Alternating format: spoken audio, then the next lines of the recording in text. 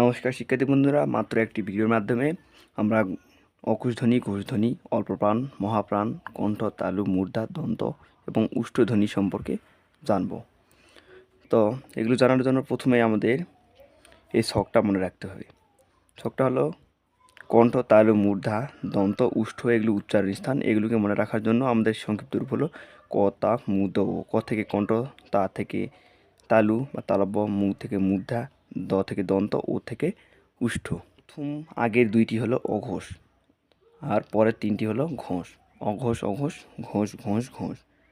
আর প্রথমটি হলো অল্পপ্রাণ, মহাপ্রাণ, অল্পপ্রাণ, মহাপ্রাণ, সর্বশেষটা হলো নাসিক্য ধ্বনি।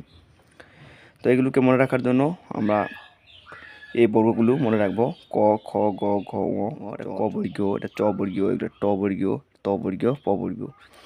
তাহলে ক, তা, মু, দ, ও এবং ক, চ, ট, ত, প, এই দুইটি মনে রাখলে আমরা এগুলো মনে রাখতে পারবো। অঘোষ ধ্বনি হলো যেসব ধ্বনি উচ্চারণের সময় ধ্বনিধারের কম্পন মাত্রা অপেক্ষাকৃত কম, সেগুলো হলো অঘোষ, আর যেগুলো বেশি সেগুলো হলো ঘোষ।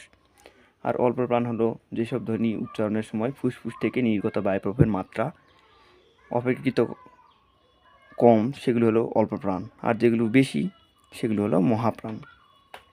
তাহলে প্রথমে আমরা কণ্ঠধ্বনি ক, খ, গ, ঘ, ঙ। যদি পরীক্ষায় পড়ে যে ছ কোন ধরনের ধ্বনি,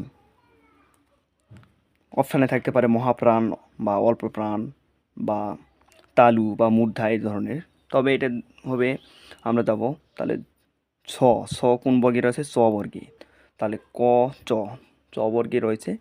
তাহলে চ বর্গে ক, চ 2 নম্বরে, তাই আমরা এই সংক্ষিপ্ত রূপটি মনে রাখবো। ক, তা, মু, দ, ও। তাহলে তা থেকে হলো তালু, তালব্য ধ্বনি।